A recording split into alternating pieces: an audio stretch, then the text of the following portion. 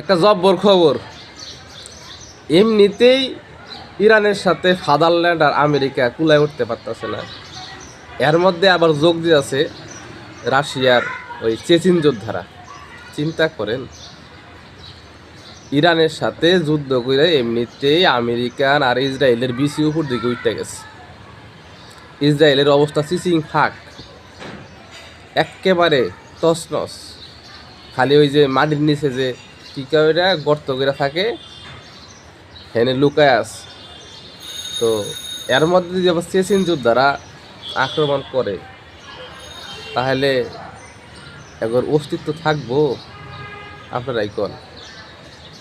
আমার মাথা খেলে না, কিছু হবো। আমেরিকাও শেষ, তারপরে ফাদারল্যান্ডও শেষ।